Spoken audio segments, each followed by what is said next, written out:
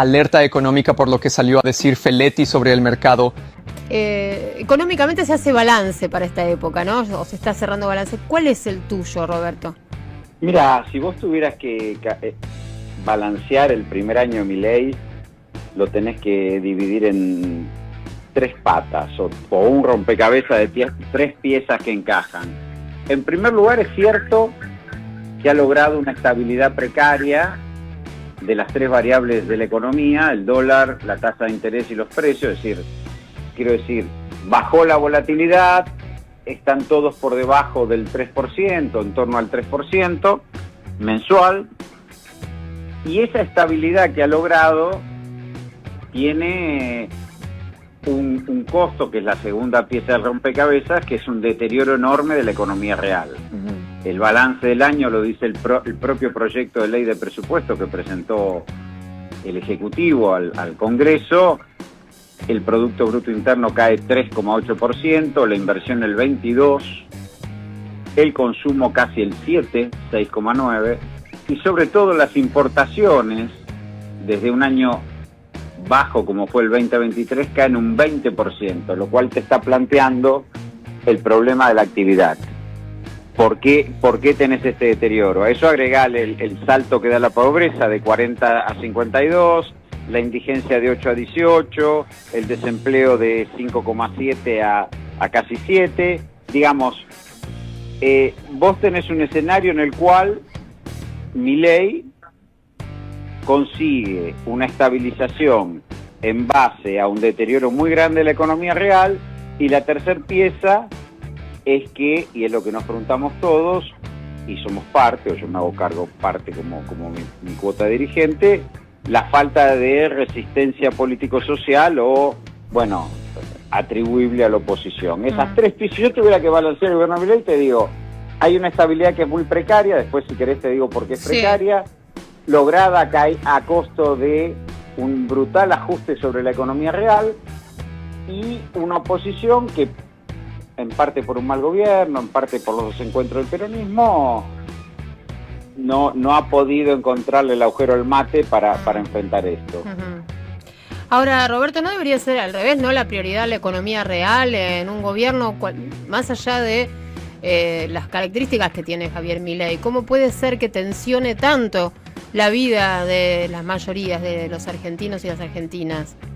Por eso esto lo hilvano con esto que vos me decías, bueno, ¿por qué es precaria esta estabilidad? De mi parte pondría el factor social en esa precariedad. Sí, claro. En primer lugar, y esto lo incluso creo que lo hemos hablado en alguna columna con vos y tu equipo, vos podés tener un plan de estabilización que reduzca la volatilidad de las variables, sin duda la inflación, estabilice el dólar, pero que mantenga funcionando la actividad económica. Digamos, los planes de estabilización que alcanzaron una reducción, de la volatilidad de las variables a costa de esta paz de los cementerios, a costa de deterioro de la economía real, duraron poco.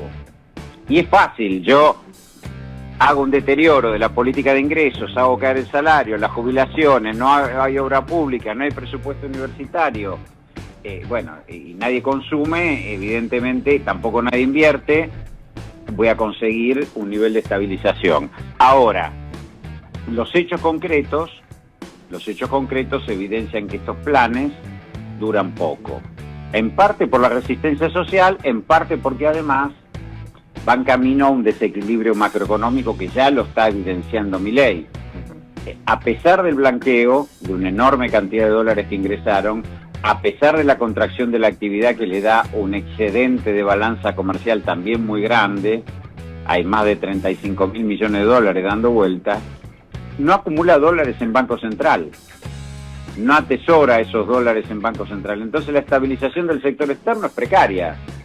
Mientras logre contener el ancla fiscal, es decir, no giro plata a las provincias, a las universidades, deterioro de las jubilaciones, mientras logre contener la actividad, entonces no se importa, y bueno, va a tener, pero este tiempo es poco porque la economía va a seguir cayendo. Entonces, ¿por qué te digo que es precaria? Primero porque desde el orden macroeconómico no ha logrado acumular reservas en Banco Central como para darle solvencia externa. Y desde el orden social, el deterioro de la economía tiene los límites que impone la propia situación social. Bien. ¿Qué tal, Roberto? ¿Cómo estás? Víctor Mastrangelo te saluda. Hola, Víctor, ¿cómo estás? Muy bien. Roberto, la semana pasada hubo algunos movimientos que generaron bastante tensión a nivel económico. Creo que está referido un poco a esta precariedad de la estabilidad que vos decías, cuando una empresa automotriz resolvió retirar 780 millones de dólares y eso obligó al gobierno, para sostener los tipos de cambio, a vender más de 600 millones, que sumado a lo que ya venía vendiendo, anduvo pisando los 1.000 millones de dólares, de los que el Banco Central se tuvo que desprender para sostener los tipos de cambio. Esta situación, en estas condiciones, con los dólares financieros subiendo, más allá de que los tienen pisados, con el dólar ilegal también subiendo, ¿es sostenible en el tiempo? ¿Es una señal lo que pasó con la automotriz esta de lo que puede suceder en los próximos meses? Sí, claro que es una señal, porque digamos, y Caputo ya lo hizo entre el 2016 y el 2018, y eso nos condujo de nuevo al Fondo Monetario, porque se la patinó toda. Digamos, vos estás pagándole a los agentes económicos un precio, una renta financiera, para que dejen sus excedentes en pesos a cambio de mantenerle quieto el dólar. De modo que obtengan una renta financiera en dólares abultada. ¿Sí? Ese es el esquema que armó Caputo y esos son los dólares que están circulando y con eso ha contenido el dólar. Ahora, hay un momento en que los agentes económicos realizan esa ganancia en dólares. Es decir, bueno, yo gané 3% mensual en dólares, voy al mercado, compro y me la llevo al contado con liqui si es empresa, al MEP si es un particular, y realizo la ganancia. Y ahí es donde los agentes económicos empiezan a ver que el Banco Central no tiene tanta espalda para garantizar esa renta financiera que está promoviendo. Lo que hace la automotriz es decir, bueno, me reducen el costo de importar, de pagar importaciones, yo aprovecho y pago, saco la plata, ya gané bastante plata en el mercado financiero, aprovecho que me rebajan el costo de pago de importaciones. Es una decisión empresaria muy clara de maximizar la ganancia. Ahora, tiene que ver con la política económica que aplicás. Porque por algo el gobierno levanta el impuesto país, con lo cual favorece las importaciones, por algo el gobierno permite una renta financiera en dólares altísima, porque hablar de 2% de renta mensual en dólares es un disparate. Bueno, todo esto, todo el mundo se da cuenta que esto es un esquema endeble. Entonces se viene lo que se llama la realización de la ganancia o la toma de ganancias. Yo fui ganando 2% en dólares, un mes, 2 meses, 3 meses, pero esto ya empieza a ralentizarse, me voy. Si el mercado se le da vuelta, y ahí viene la contestación a tu pregunta, si todos los agentes económicos comienzan a percibir esta debilidad, y probablemente tengamos presión cambiaria. Por eso Caputo habla cada rato de que ya llega el acuerdo del fondo, que el acuerdo del fondo va a traer plata, va a traer miles de millones de dólares y eso nos va a ayudar y que los bancos ya tienen un swap. Trabajan sobre esa expectativa. Quédense tranquilos que van a venir más dólares. Claro, lo mismo Ahora, que hizo con Macri, ¿no? Está lejos. Lo mismo que hizo cuando Macri. Exactamente lo Claro. mismo. Mirá, Caputo fue ministro de Finanzas 2016-2017. Tomó deuda a lo bestia, 65.000 millones de dólares del mercado privado. En enero del 2018 pudo realizar la última operación con el mercado privado. Le dieron 9.000 millones de dólares y le dijeron no te prestamos más. En marzo empezó la corrida, en mayo estaba viniendo el fondo. Tal cual. Del 2018. Bueno, esto no es nuevo, digamos. Los personajes que estaban, Caputo, Sturzenegger, eran los mismos que estaban con Macri. Roberto, ¿hay alguna razón, viendo cómo está el panorama económico, esta estabilidad precaria, la contención de la inflación, pero al mismo tiempo la caída brutal de la actividad económica que parece no encontrar fondo, o sea, sigue cayendo? No. Salvo algunos sectores puntuales, sigue cayendo. ¿Hay alguna perspectiva que lleve a pensar a alguien que en el año 2025 la economía puede crecer, se puede recuperar el salario, se puede recuperar los niveles de consumo, o todo indica que a lo sumo va a seguir todo más o menos como ahora? Mirá, para que eso pase, el gobierno tendría que alterar las bases de esta estabilización precaria.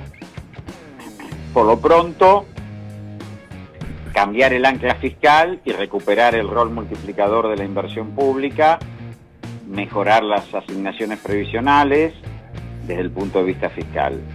Desde el punto de vista externo, bueno, tendría que pensar que el país no está siendo competitivo con este tipo de cambio y hacer algún tipo de corrección fiscal o monetaria. Por lo pronto, tomar nota que nuestro principal socio comercial Brasil devaluó 20%, y que si vos estás teniendo hoy sectores como el agro y como el turismo, que son sectores altamente competitivos, con problemas de rentabilidad, es porque esto no está funcionando. Si lo único que es rentable es la renta financiera y un sector como el agropecuario no es rentable, o un sector como el turista, que ha habido importantes inversiones en gastronomía, hotelería, formación de gente, no es competitivo, imagínate que queda para la industria. Entonces, no tenés sectores, ni siquiera los más dinámicos, los más competitivos, que puedan liderar un proceso de crecimiento a razón de pérdida de competitividad por el achatamiento del tipo de cambio. No tenés una política fiscal expansiva y bueno, el gobierno va a exhibir que respecto del 2024 hay tasa de crecimiento, pero está bien, es como que yo te diga, bueno, llegué al piso y subí un escalón, pero tengo 30 escalones por delante.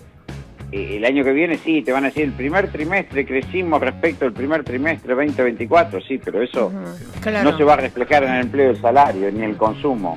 Pero además, el primer trimestre del 2024 hicieron un desastre ellos mismos. Sí, por eso.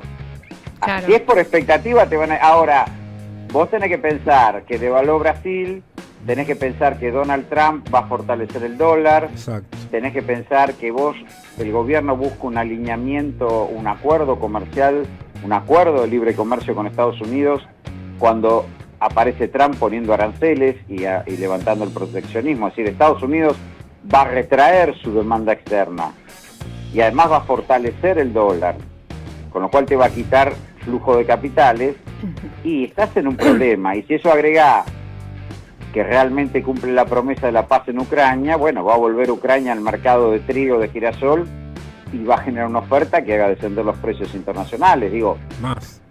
Devaluando Brasil, precios internacionales a la baja, menor liquidez para los emergentes y menor demanda externa a Estados Unidos, y bueno, yo que el gobierno me preocuparía.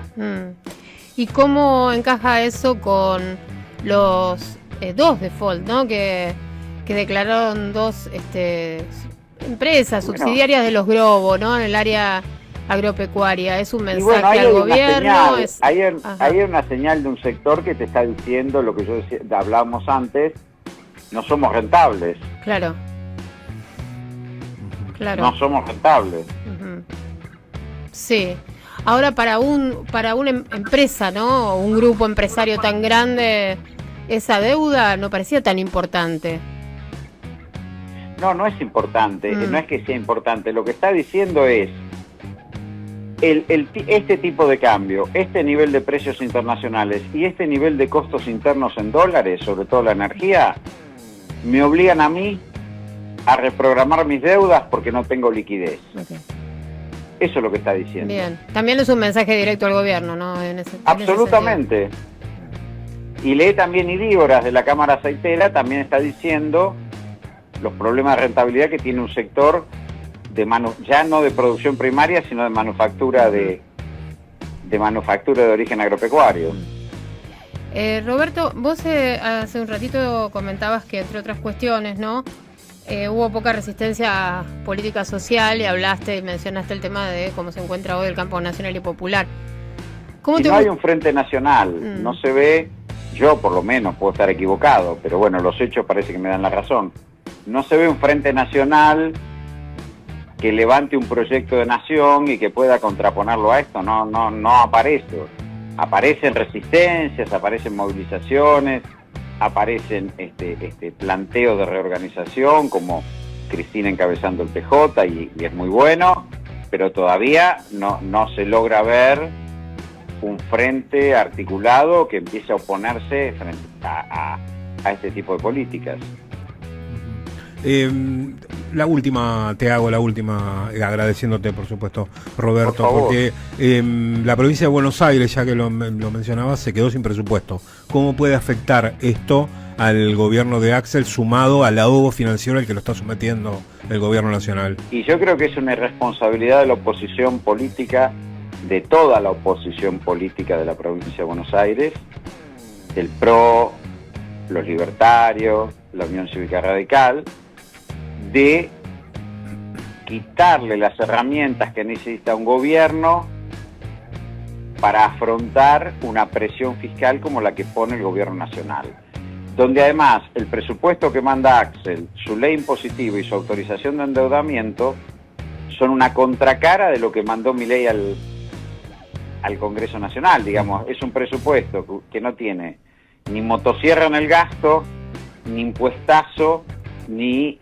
la autorización de endeudamiento para refinanciar la deuda que dejó Vidal. Digo, entonces, un presupuesto que es contracara, que tiene equilibrio corriente, sin por eso se hayan cerrado organismos, despedido empleos públicos, digo, hay que tener cara muy dura para no apoyarlo. La verdad, sobre todo después que de Loredo y todo, Cobos y no sé cuánto más se fueron a apoyar esta salvajada que está haciendo a nivel nacional Milei. Yo creo que es preocupante. Creo que el gobierno de la provincia necesita el mayor respaldo posible, y también creo que el liderazgo de Axel, por lo menos en este año, ha mostrado muñeca para enfrentar esto. Hasta acá el video de hoy. Contame en los comentarios qué opinás de esto. Nos vemos en el próximo video de Argentina Noticias.